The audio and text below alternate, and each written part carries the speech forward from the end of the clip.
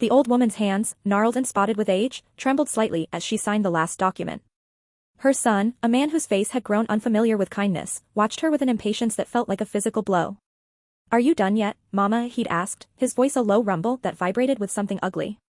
"Some of us have lives to get back to." That was the moment Eleanor knew.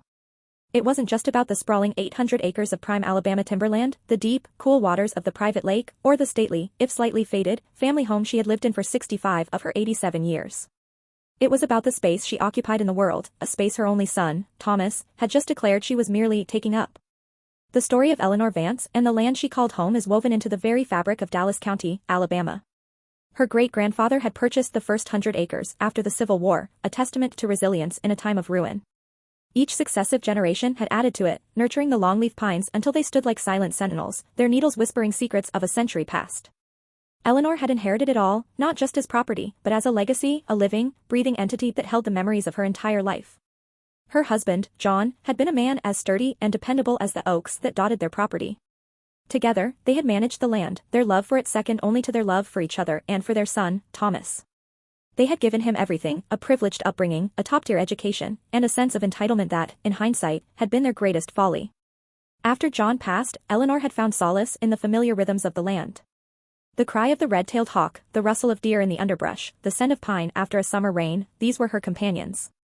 But as the years advanced, the tasks of managing such a vast estate grew heavier.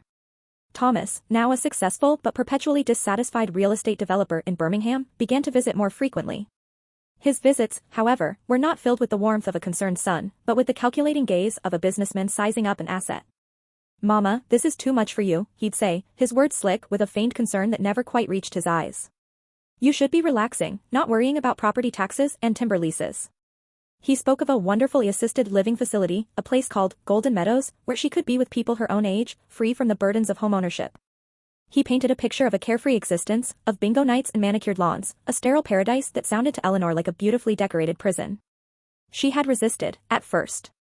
"This is my home, Thomas," she'd say, her voice firm despite the tremor in her hands. "Your father and I built our life here. I'm not leaving." But Thomas was persistent. He began to talk about the land not as a home, but as an opportunity. He spoke of its untapped potential, of luxury subdivisions and golf courses, of a future that had no room for an old woman and her memories. He started bringing documents for her to sign, complex legal papers filled with jargon she didn't understand. He called them estate planning, a way to protect her assets. Trusting her only son, she signed. The verbal agreement, as she understood it, was simple: he would take over the management of the property, and she would live out her days in the house she loved. In Alabama, a verbal agreement can be binding, but they are notoriously difficult to enforce, a fact Thomas was counting on. The Alabama Statute of Frauds requires contracts for the sale of real estate to be in writing, a loophole Thomas had expertly navigated by framing the documents as something else entirely. The final blow came on a crisp autumn afternoon. Thomas arrived with a sleek, silver car and a woman with a clipboard and a practiced, pitying smile. "Mama, it's time," he said, avoiding her gaze. "We've got your room all ready at Golden Meadows. It has a lovely view of the parking lot." It was then that the words that would shatter her world and ultimately save it were spoken. As she stood on the porch, her heart a leaden weight in her chest, he had looked at her, a flicker of annoyance crossing his face. "You're just taking up space," he'd said, the words a casual dismissal of her entire existence. The first few weeks at Golden Meadows were a blur of beige walls, bland food, and the suffocating politeness of the staff. The median monthly cost for assisted living in Alabama in 2025 was projected to be around $4,123, a steep price for a gilded cage. Eleanor felt her spirit withering. She was no longer the matriarch of a sprawling estate, she was just another resident, another name on a chart.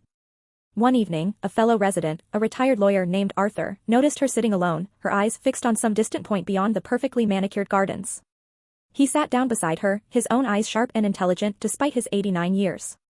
"You look like a woman who's lost her kingdom," he said, his voice a gentle rumble. And so, the story poured out of her, the land, the promises, the betrayal. Arthur listened patiently, his expression growing more serious with each word. When she was finished, he looked at her, a glint of steel in his eyes. "Eleanor," he said, "what your son has done is not just immoral. It may very well be illegal." He spoke of the Protecting Alabama's Elders Act, a law designed to shield seniors from financial exploitation. He explained that what Thomas had done, using deception and undue influence to gain control of her property, could be considered a first-degree offense, a Class B felony, given the value of the land. A spark ignited within Eleanor, a flicker of the fierce, independent woman she had always been. The next day, with Arthur's guidance, she made a call. The lawyer she hired, a sharp, no-nonsense woman named Sarah, was initially skeptical. Cases of, she said, were notoriously difficult, especially when dealing with signed documents. But as Eleanor recounted her story, Sarah's skepticism turned to a quiet fury. She saw not a frail, confused old woman, but a victim of calculated, predatory greed. The first step was to untangle the web of legal documents Thomas had tricked her into signing. It was a complex mess of quitclaim deeds and power of attorney forms, all designed to transfer control of the property to a corporation Thomas had set up. But Sarah found a crucial error, a small but significant oversight in the legal description of the property, a tiny crack in the foundation of Thomas's scheme. The legal battle was long and arduous. Thomas, with his high-priced lawyers, fought back with a vengeance, painting his mother as a senile old woman who was being manipulated by a meddling lawyer. He tried to have her declared incompetent, a move that backfired spectacularly when Eleanor took the stand. She spoke with a clarity and passion that captivated the courtroom. She spoke of her great-grandfather, of the scent of the pines, of her husband's hands, calloused from a lifetime of working the land. She spoke of her son's words, the casual cruelty of, "You're just taking up space," and the profound emptiness they had left in their wake. The turning point came when Sarah presented evidence of Thomas's financial troubles. His real estate ventures were failing, and he was deeply in debt. The $8.3 million valuation of Eleanor's property was not just an opportunity for him, it was a lifeline. The jury saw him not as a concerned son, but as a desperate man willing to sacrifice his own mother for a financial windfall. In the end, the court ruled in Eleanor's favor, declaring the property transfers void due to undue influence and financial exploitation. The judge's voice was stern as he admonished Thomas, speaking of the sacred trust between a child and an aging parent, a trust Thomas had shattered. Eleanor walked out of the courthouse not as a victim, but as a victor. The first thing she did was have Sarah file the paperwork to sell the property. But not to a developer. She had the vast tract of land surveyed and divided. A portion was sold to a sustainable timber company that promised to manage the forest with the same care and respect she and her husband had. Another section, including the lake, was donated to the state to be turned into a public park, a place where families could create their own memories. The remaining parcel, the one with the old family home, she gifted to a newly established foundation she had created, the Vance Foundation, dedicated to providing housing and support for elderly individuals who had been victims of abuse and neglect. The sale of the land, even after the donations, left Eleanor with a considerable fortune. She moved out of Golden Meadows and into a comfortable but modest home, her days filled not with bingo, but with the purposeful work of her foundation. She had taken back the space she occupied in the world, and she was using it to create space for others. Thomas, facing financial ruin and the public shame of his actions, was a broken man. He tried to reconcile, to apologize, but Eleanor's heart, once a wellspring of love for him, was now a barren landscape. "You didn't just try to take my land, Thomas," she told him, her voice devoid of anger, only a profound and unshakable sadness. "You tried to take my life. And that is a debt you can never repay."